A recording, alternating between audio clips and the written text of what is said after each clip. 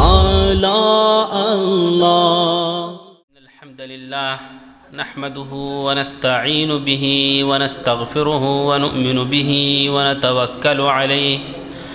ونعوذ باللہ من شرور انفسنا ومن سیئات اعمالنا من يهده اللہ فلا مضل له ومن يضلله فلا هادی له وأشهد أن لا إله إلا الله وحده لا شريك له وأشهد أن محمدًا عبده ورسوله أرسله بالحق بشيرا ونذيرا وداعيا إلى الله بإذنه وسراجا منيرا أما بعد فإن خير الحديث كتاب الله وخير الهدي هدي محمد صلى الله عليه وسلم وشر الأمور محدثاتها وكل محدثة بدعة وكل ضلالة في النار أعوذ بالله من الشيطان الرجيم بسم الله الرحمن الرحيم ظهر الفساد في البر والبحر بما كسبت أيدي الناس ليذيقهم بعض الذي عملوا لعلهم يرجعون۔ معزز برادران اسلام، اللہ تعالیٰ کا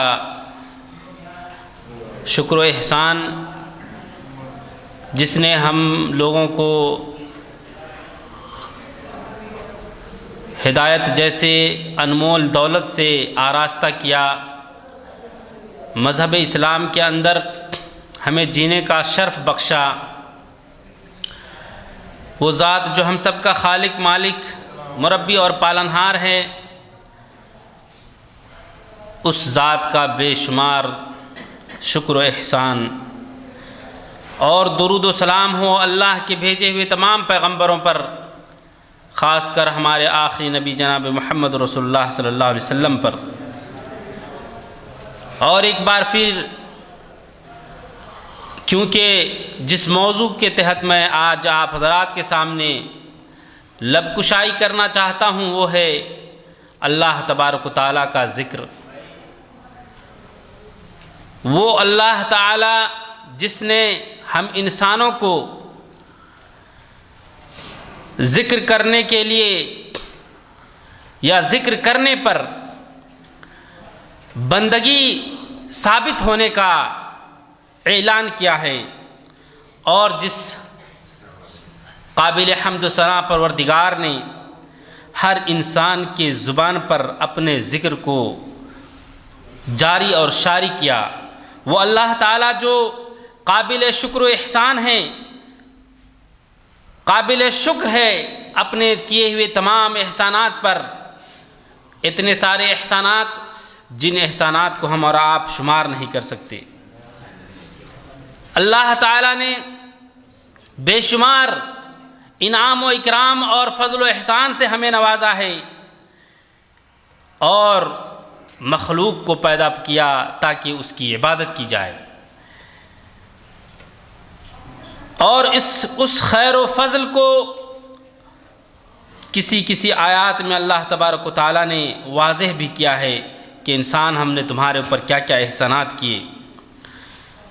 اور چند خیر و بھلائیاں نہیں بلکہ ہر طرح کی خیر و بھلائیاں اللہ تعالیٰ نے محض انسانوں تک پہنچانے ہی کے لیے پیدا فرمایا۔ جو اللہ تعالیٰ بڑا ہی عظیم فضل والا ہے اور جس کی بھلائیاں ہر شخص پر عام ہے، خواہ وہ مسلم یا غیر مسلم ہو، وہ رب جس کا کوئی شریک و ساجی نہیں، تنہا اس ساری کائنات کا مالک ہے، ان کی حمد و ثنا کا احصاء اور شمار ہم اور آپ کبھی نہیں کر سکتے۔ نبی اکرم صلی اللہ علیہ وسلم جو اللہ کے بندے ہیں اور ان کے رسول ہیں، جو اللہ تعالیٰ کے سب سے محبوب بندوں میں سے ہیں، ان پر درود و سلام ہو، ہزارہاں رحمتیں برکتیں نازل ہو ان کے تمام متبعین اور ان سے پہلے ان کے تمام اصحاب کرام پر۔ یہ سب سے بڑا احسان اللہ تعالیٰ کا تھا کہ اللہ تعالیٰ نے رسول جیسی نعمت بھیج کر ہم انسانوں کو کفر و ظلمات کی تاریکی سے نکال کر ہدایت و نور کی روشنی میں لا کر غامزن کیا،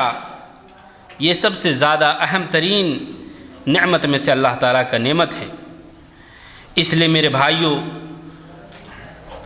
ابتدائے کلام میں ہی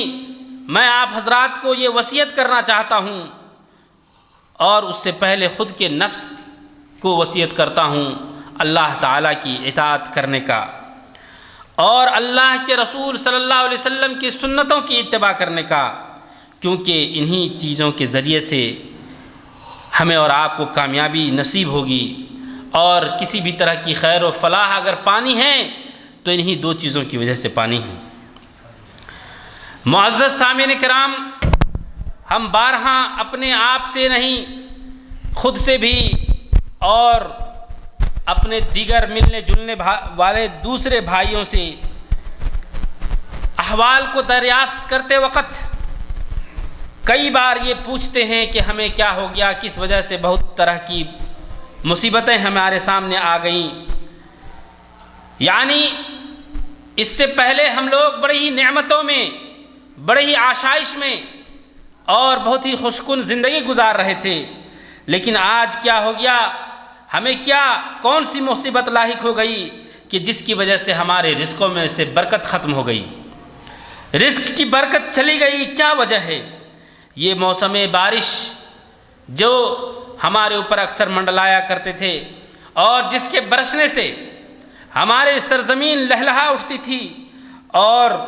نہیں مختلف طرح کے صرف پودے اگتے تھے بلکہ غلے اور اناج بھی اگ جاتے تھے، اور جس کی وجہ سے ہمیں بہت ساری خیر و بھلائیاں پہنچتی تھیں۔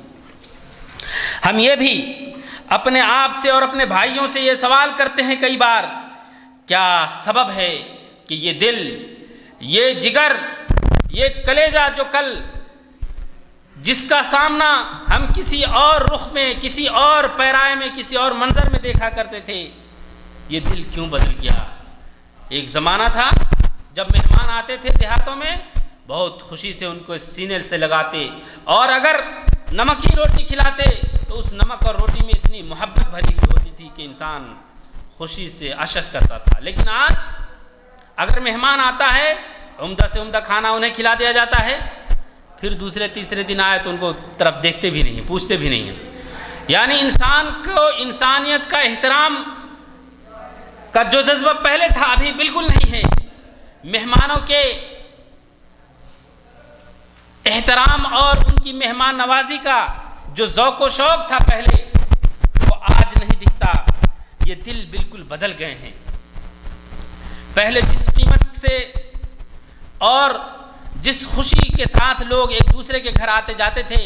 آج ایک دوسرے کے گھر آنے جانے میں سستی محسوس ہوتی ہے، شرم آتی ہے، کتراتے ہیں، یہاں تک کہ اپنا خاص رشتہ دار بھی ہوتا ہے لیکن ان کے پاس جانے سے لوگ ضرورتیں نہیں جاتے ہیں، ورنہ نہیں جاتے ہیں۔ اس بات کا میں سمجھتا ہوں اکثر ملاحظہ کرتے ہوں گے کہ یقیناً یہ بات سچ ہے۔ یہ سوال ہمارے پاس اٹھتا ہے کہ یہ کینے، یہ حقد اور یہ حسد کس وجہ سے ان دلوں کے اندر بھر گئے، جبکہ کل لوگ دوسروں کی نعمتوں کو دیکھ کر خوشی محسوس کرتے، اپنا وقت دوسروں کے پاس جا کر کے صرف کرتے اور ایک دوسرے کی خوشی کو بانٹتے تھے۔ لیکن آج بالکل وقت بدل چکا ہے، یہاں تک کہ وہ بیویاں، وہ بچے جن کے ساتھ ایک لمبی مدت، ایک بڑی مدت والی زندگی گزار چکے ہوتے ہیں، وہ ان کے بھی دل ہمارے پہلے جیسے دل نہیں رہے، ان کے بھی دل آج بدلے ہوئے نظر آتے ہیں۔ حیران ہو کر ہم یہ پوچھتے ہیں کہ یہ قطع تعلقی، یہ حقد، یہ حسد اور کینہ کس وجہ سے ہے؟ وہ عہد، وہ وعدہ جو ہم نے محض اسلام کی بنیاد پر اخوت و بھائی چارگی کا کیا تھا، وہ عہد جو ہم نے محض ایمان اور کلمہ لا الہ الا اللہ محمد رسول اللہ کی بنیاد پر آپس میں ایک دوسرے کے ساتھ محبت کے ساتھ پیش آنے کا وعدہ کیا تھا، ایک دوسرے کے ساتھ اخلاص، تعاون اور وفاداری کا جو جذبہ رکھا تھا وہ آج کہاں غائب ہو گئے؟ یہ ایک یا اس طرح کے کئی ایک سوالات ہیں معزز سامعین کرام جو ہمارے اکثر مفکرین اسلام کو جھنجھوڑ کر رکھ دیتی ہے، اور مفکرین اسلام علماء کرام ہی نہیں بلکہ اس چیز کا ملاحظہ آپ اور ہم بھی کرتے ہیں۔ معزز سامعین کرام، اس کے کئی سارے اسباب ہو سکتے تھے، لیکن اللہ تبارک و تعالیٰ نے ان اسباب کے بارے میں قرآن مجید کے اندر ذکر فرمایا ہے۔ یہ مصیبتیں، یہ طرح طرح کی تکلیفیں اور یہ مختلف قسم کے فتنہ کس وجہ سے اس دنیا کے اندر عام ہو گیا؟ اس کا جواب یہ ہے میرے بھائیوں کہ اس دنیا کے اندر گناہیں بہت ہی تیزی کے ساتھ کھلے عام سرزد ہونے لگی۔ گناہوں کا ارتکاب لوگ بڑے ہی جرأت کے ساتھ کرنے لگے اور ایک دوسرے سے شرم تک مٹا دیا۔ گناہ کو کرنے میں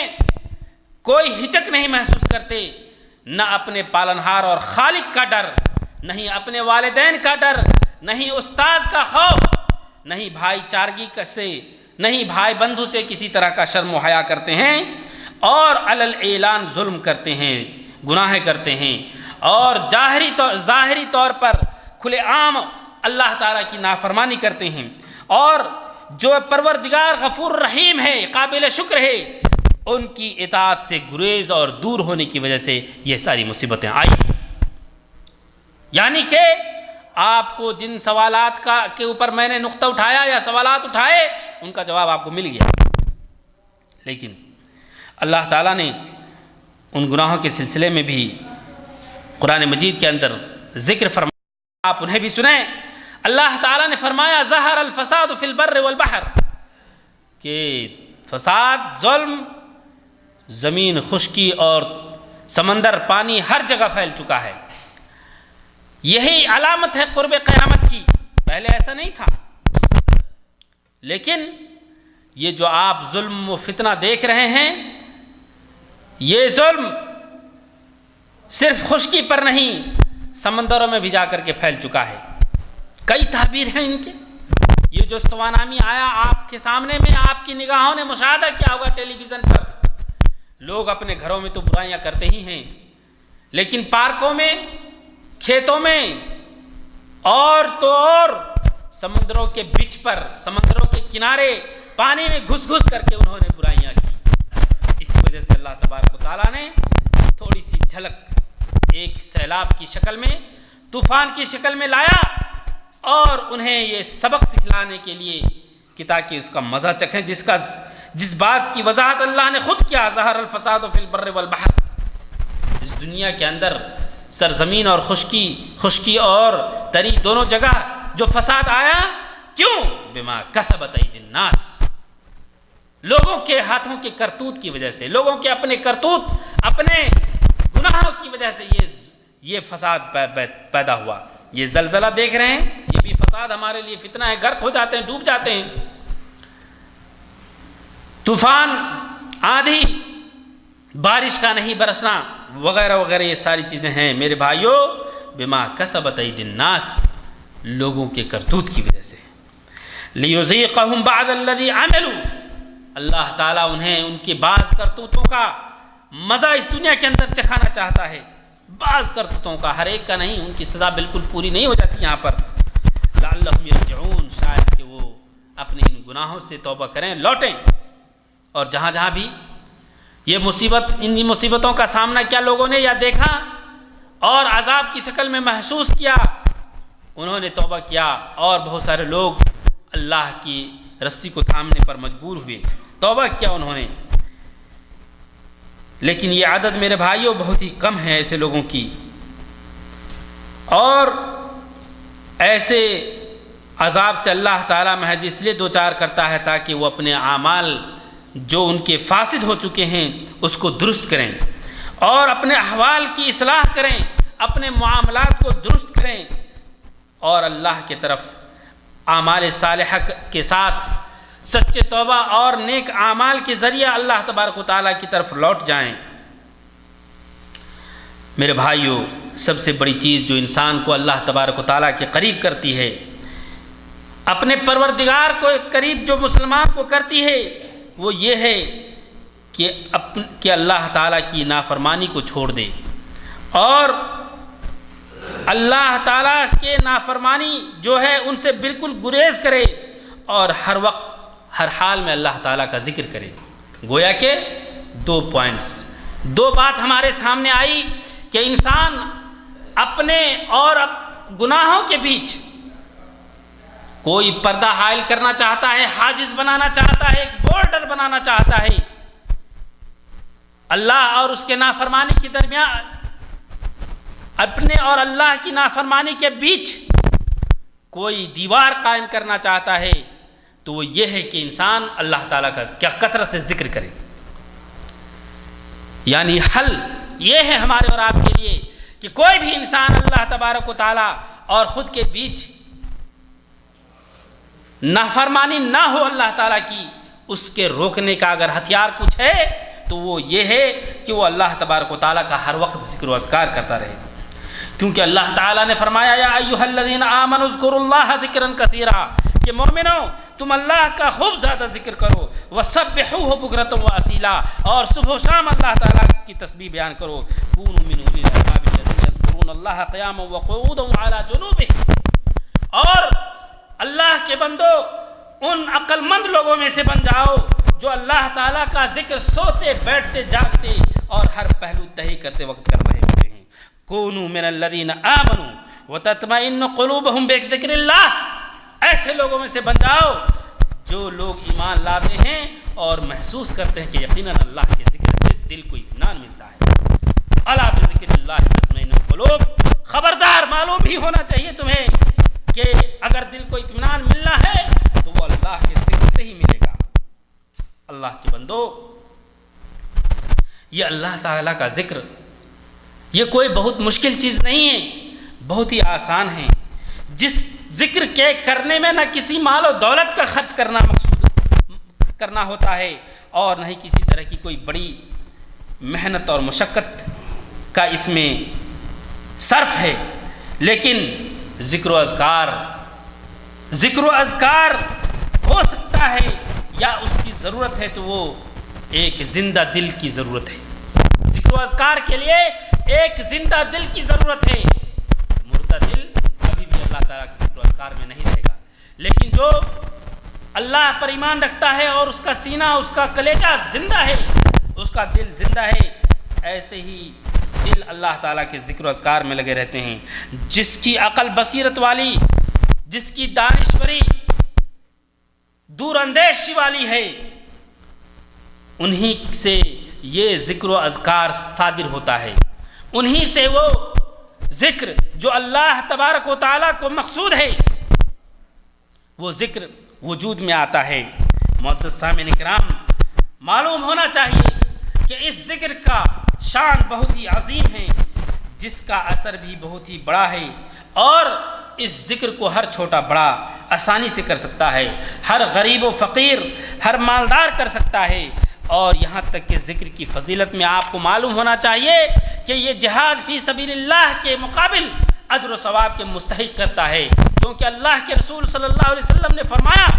الا اخبرکم بخیر اعمالکم وازکاھا عند ملیککم، کہ لوگو کیا میں تمہیں سب سے زیادہ بہتر اعمال کے بارے میں نہ بتا دوں جو تمہارے ملک الملوک بادشاہوں کے بادشاہ کے نزدیک سب سے زیادہ مطہر، سب سے زیادہ پاک، سب سے زیادہ عمدہ اعمال میں سے ہے، وارفعھا فی درجاتکم، اور قیامت کے دن وہ جو چیز تمہارے درجات میں سب سے زیادہ بلند کرنے والی ہوگی وخیر لکم من طاعات الذهب والفضہ،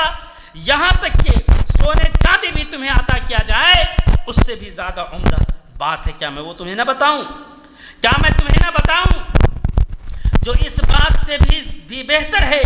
ان تلقوا عدوکم غدا فتضربوا اعناقهم، کہ تم کل میدان جنگ میں دشمنوں سے مٹ بھیڑ کرو، تمہارا مقابلہ ہو اور تم ان دشمنوں کی گردنیں اڑا دو۔ کتنی خوشی ہوگی اگر آپ دشمن کا گردن اڑا دیں گے، آپ نے نجات پایا، فتح کی خوشی آپ کے اندر کتنی زیادہ محسوس ہوگی۔ کہا اللہ کے رسول صلی اللہ علیہ وسلم نے آپ کے درجات کے اندر بلندی سونے چاندی کے عطا کرنے سے بھی زیادہ بہتر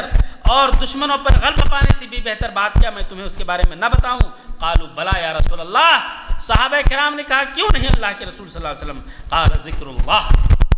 کیا کہا اللہ کے رسول صلی اللہ علیہ وسلم نے؟ اگر اتنی عظیم بات ہے وہ یہ ہے اللہ کو ذکر کرنا، یاد کرنا۔ اور دور نبوت میں ایک صحابی اللہ کے رسول صلی اللہ علیہ وسلم کے پاس حاضر ہوتے ہوئے شکایت کرتے ہیں کہ اللہ کے رسول، یہ شرائع اسلام، قوانین اسلام جو ضابطۂ حیات ہے یہ تو بہت سے ہم کن کن کو عمل کریں؟ میں بہت ہی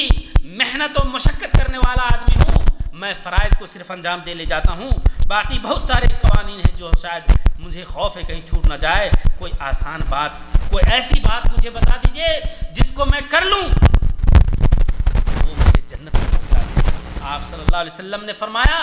لا یزال لسانک رطبا من ذکر اللہ، اگر تمہاری یہی خواہش ہے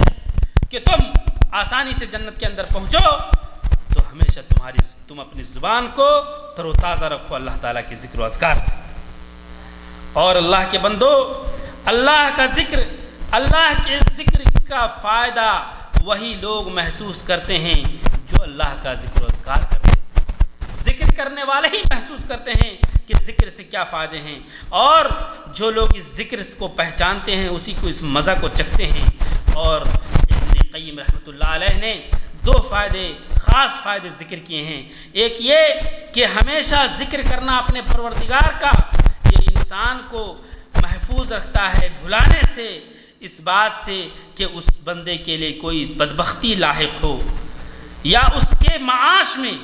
یا قیامت کے دن میں کسی طرح کی پریشانی لاحق ہو، یعنی بندہ کبھی بھی بھولتا نہیں اللہ تعالیٰ کو، ہمیشہ اللہ تعالیٰ سے پناہ مانگتا ہے قیامت کی، ہمیشہ پناہ مانگتا ہے اپنے بدبخت زندگی کی۔ وَمَن نَسِيَ اللَّهَ تَعَالَىٰ أَنسَاهُ نَفْسَهُ فِي الدُّنْيَا،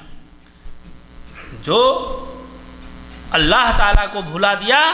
تو آپ کو معلوم ہونا چاہیے کہ اس نے تو دنیا میں اپنے نفس کو ہی بھلا دیا۔ آپ کا وجود اس دنیا پر ہو،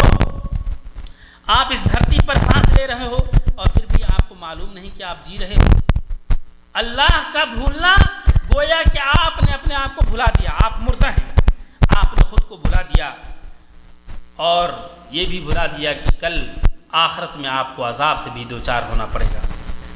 دوسرا فائدہ یہ بتایا کہ ذکر کرنے والے کو ایک نشاط، ایک خوشی، ایک چستی حاصل ہوتی ہے کہ ذکر کرنے والے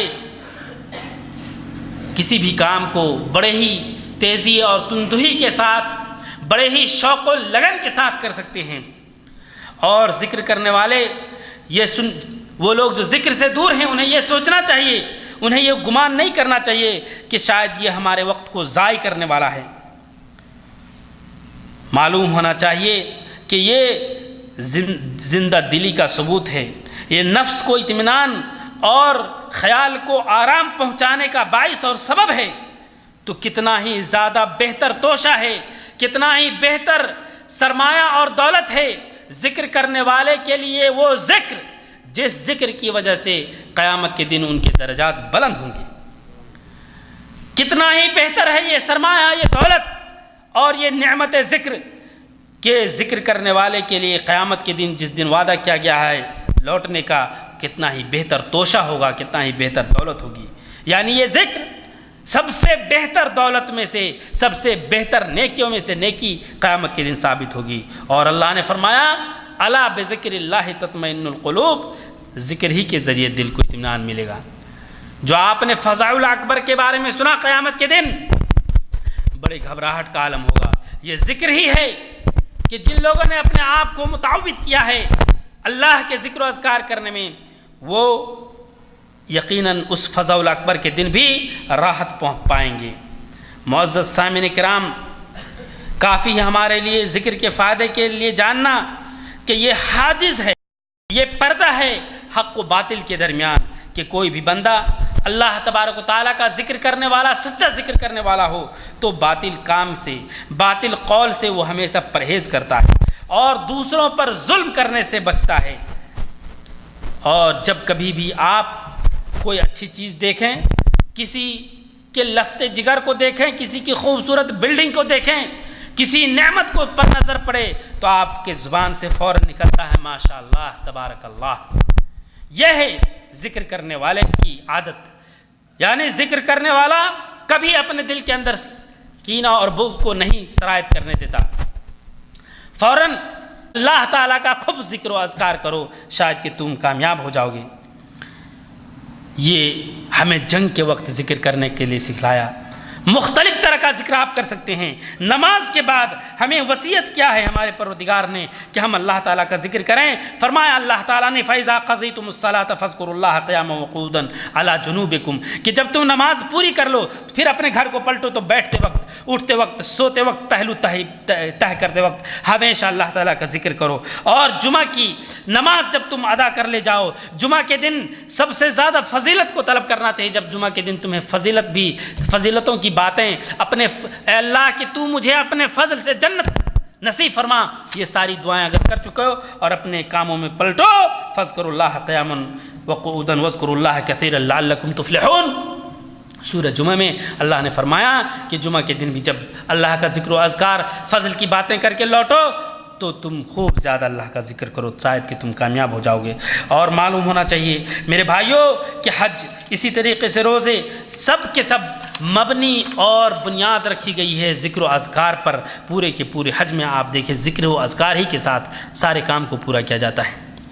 ہمیں اور آپ کو غور کرنا چاہیے میرے مومن بھائیوں کہ انسان کی زندگی پوری کی پوری اگر آپ سوچیں تو ذکر ہی پر مبنی ہے، ان کی بنیاد رکھی گئی ہے۔ جیسے کہ سوتے وقت ذکر، جاگتے وقت ذکر، رات میں جب نیند کھلے اس وقت ذکر، جب آپ بیدار ہو صبح میں تب ذکر، جب اپنے گھر سے نکلیں تو ذکر، جب گھر میں داخل ہوں تو ذکر، جب آپ راستے میں چل رہے ہوں تو ذکر، جب مسجد میں داخل ہوں تو ذکر ہوتا ہے، جب مسجد سے نکلتے ہیں تو آپ ذکر کرتے ہیں، جب صبح کرتے ہیں تو ذکر کرتے ہیں، صبح کرتے ہیں تو ذکر کرتے ہیں، شام کرتے ہیں تو ذکر کرتے ہیں، جب کوئی خوشی لاحق ہوتی ہے ماشاءاللہ الحمدللہ کہتے ہوئے اللہ کا ذکر کرتے ہیں، جب مصیبت لاحق ہوتی ہے انا للہ و انا الیہ راجعون کہتے ہوئے اللہ کا ذکر کرتے ہیں، جب ہم بیت الخلاء میں داخل ہوتے ہیں تو اللہ کا ذکر کرتے ہیں، جب ہم نکلتے ہیں تو ذکر کرتے ہیں۔ الغرض پوری کی پوری زندگی انسان اللہ کے بندے کی مرتبط ہے اپنے پروردگار کے ساتھ، وہ جڑا ہوا ہے بالکل، ایک پل بھی ایک لمحہ بھی وہ جدا نہیں رہ سکتا۔ اور یہی معنی حقیقی ہے ایمان لانے کا اللہ تبارک و تعالیٰ پر۔ میرے بھائیوں اللہ کے رسول صلی اللہ علیہ وسلم نے فرمایا کلمتان حبیبتان الی الرحمن خفیفتان علی اللسان ثقیلتان فی المیزان، اللہ کے نزدیک دو کلمے بہت ہی محبوب ہیں اور زبان سے ادا کرنے میں بڑے ہی آسان ہیں، اور قیامت کے دن نیکی کے ترازو میں بڑے ہی بھاری ہوں گے۔ فرمایا اللہ کے رسول صلی اللہ علیہ وسلم نے وہ کلمے کیا ہیں؟ سبحان اللہ و بحمدہ سبحان اللہ العظیم۔ غور کیجیے کتنے کو ہم لوگوں میں سے یاد ہوگا اور کتنے لوگ دن میں کتنی بار کہتے ہوں گے؟ آپ پوچھیں۔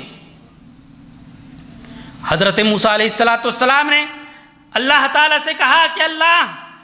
میں تو کلیم اللہ ہوں، مجھے کبھی بات کرنے کی ضرورت پڑے تو میں کیسے آپ سے مخاطب ہونا چاہوں گا تو کیسے ہوں گا؟ کوئی کلمہ سکھلائیے۔ کہا کہ قولوا لا الہ الا اللہ۔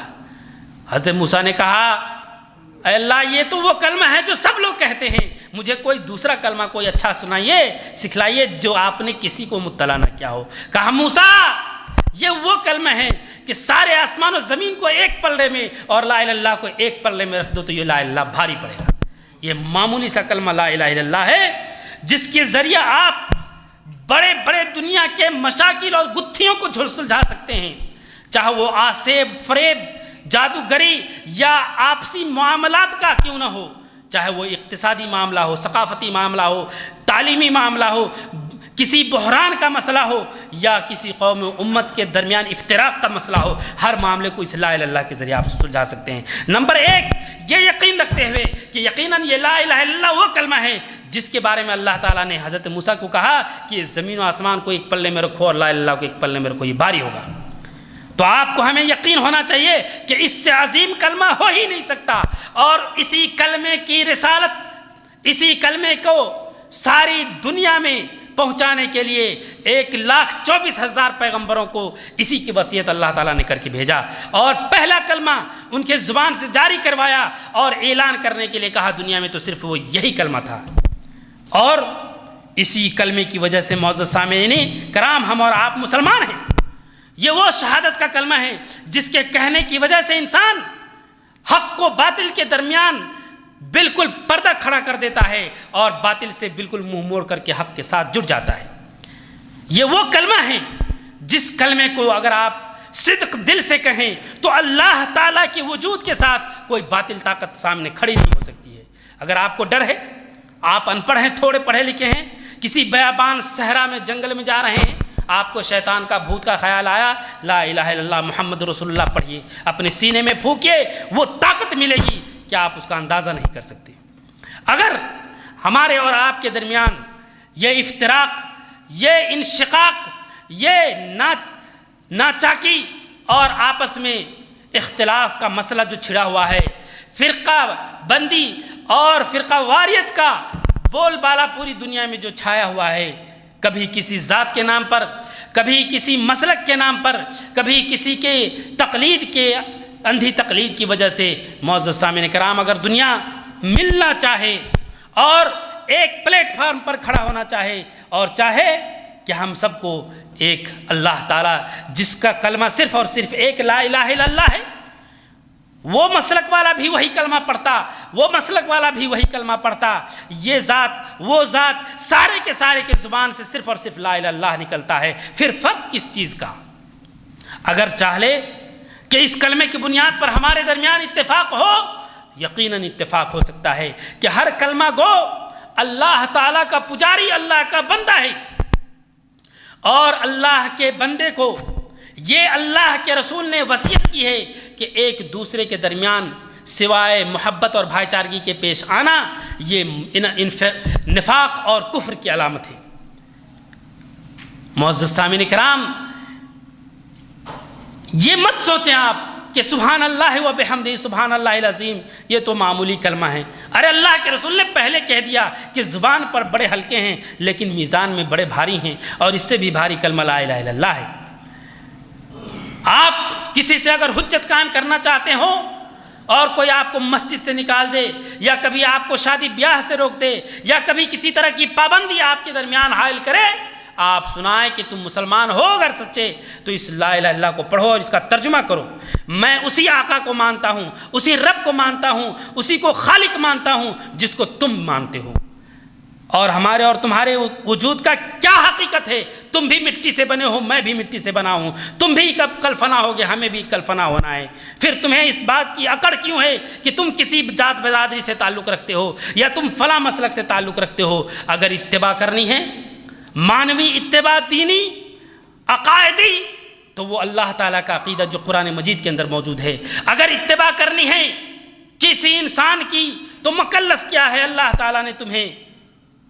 اپنے حضور اکرم محمد صلی اللہ علیہ وسلم کی اتباع کرنے کی، باقی سارے کے سارے تو وہ لوگ ہیں ان پر وحی نہیں ہوا کرتی تھی، وحی تو رسول پر ہوا کرتی تھی، پھر تم کسی دوسرے کی طرف کسی کلام کو منسوب کیوں کرتے ہو گویا کہ وہ ان کے اوپر وحی کی گئی ہو؟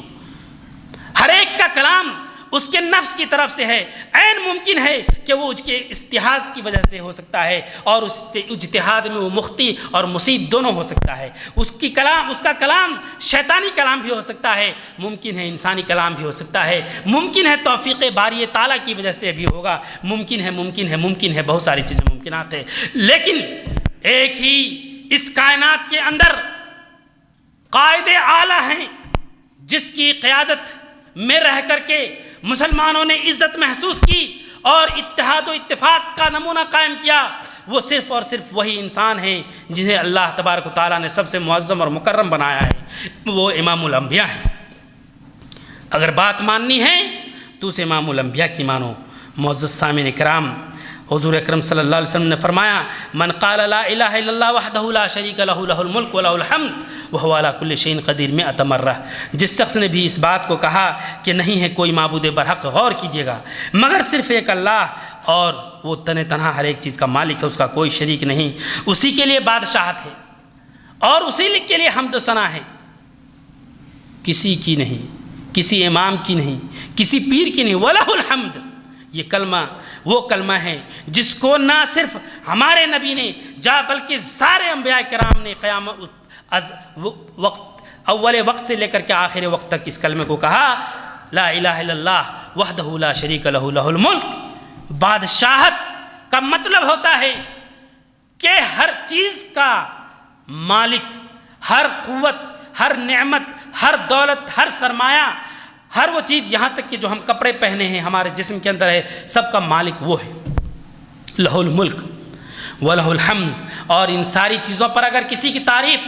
اور ثنا ہے تو صرف اسی ذات کی ہے۔ اس دنیا میں جس کے سامنے بھی تم ہاتھ پھیلائے وہ کسی کے لائق نہیں،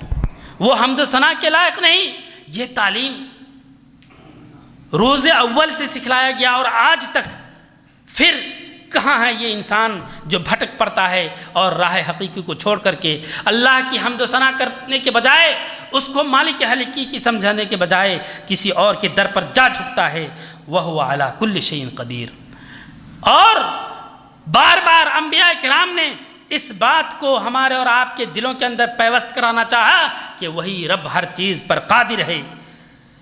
جس شخص نے بھی اس کو 100 بار کہا، اللہ تعالیٰ انہیں 10 گردن آزاد کرنے کے برابر ثواب عطا کرے گا، 100 نیکیاں لکھے گا اور 100 نیکیاں اس کی معاف بھی کرا دے گا۔ اور وہ پورے کے پورے دن شیطان سے اس کی حفاظت ہوگی یہاں تک کہ وہ شام کر لے۔ معزز سامعین کرام، سب سے افضل عمل اگر انسان کے لیے وہ یہ ہے کہ اللہ تعالیٰ کی تسبیح بیان کرے۔ اور اللہ کے رسول صلی اللہ علیہ وسلم نے فرمایا کہ وہ انسان جو ہر فرض نماز کے بعد 33 بار سبحان اللہ، 33 بار الحمدللہ اور 33 بار اللہ اکبر کہہ کر 100 وہ پورا کرتا ہو، لا الہ الا اللہ وحدہ لا شریک لہ لہ الملک ولہ الحمد وہو علی کل شیء قدیر، غفرت خطایاہ وان کانت مثل زبد البحر،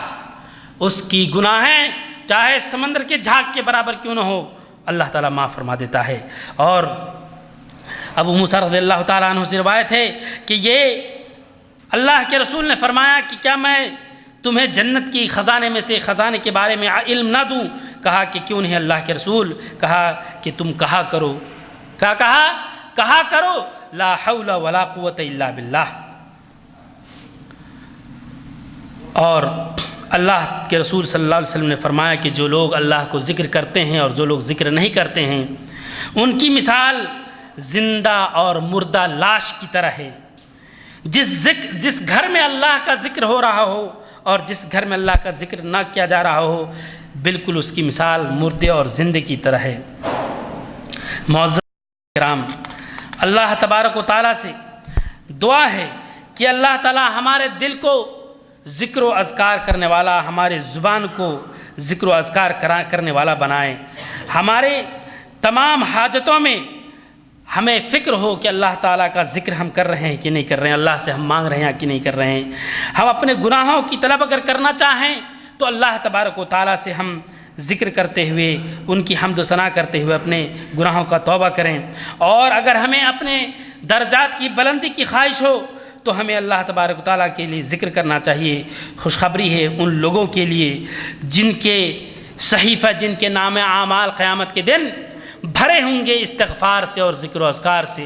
خوشخبری ہے ان لوگوں کے لیے، بہت سارے نیک اعمال، نماز روزے تو آپ وقت پر کرتے ہیں، لیکن خوشخبری ہے ان لوگوں کے لیے جن کو صحیفہ ملے گا اور ان کے صحیفہ میں صرف اور صرف استغفار لکھا ہوگا، صرف اور صرف سبحان اللہ الحمدللہ لکھا ہوگا، وہ بہت ہی خوش نصیب انسان ہوگا۔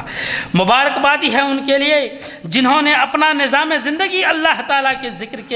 ذکر کے ساتھ قائم و دائم کر رکھا ہے، اور یقیناً اللہ تعالیٰ ان کو بہت سارے شر سے، بہت سارے مصیبتوں سے محفوظ رکھے گا۔ اے اللہ تو ہماری مدد فرما اپنے ذکر کرنے پر، تو اپنے شکر کرنے پر اور اچھے ڈھنگ سے تیری عبادت کرنے پر۔ اے اللہ تو پاک ہے، اے اللہ تیرے لیے ہر طرح کی حمد و ثنا ہے۔ پروردگار عالم ہمارے اخلاق کو تو سنوار دے، ہمارے اقوال و اعمال کو تو سنوار دے، اور تو سب سے بہتر راستے کی طرف ہمیں ہدایت عطا فرما، اور ہم سے ہمارے گناہوں کو دور کر دے۔ اے اللہ تو ہمارے اخلاق کو، ہمارے ایمان کو تو تقوی سے اور ذکر و اذکار سے مزین فرما دے۔ اللہم صلی وسلم علی عبدک و رسولک محمد وعلی آلہ وصحبہ اجمعین، وصلی اللہ علی خیر خلقک محمد۔ السلام علیکم ورحمۃ اللہ وبرکاتہ۔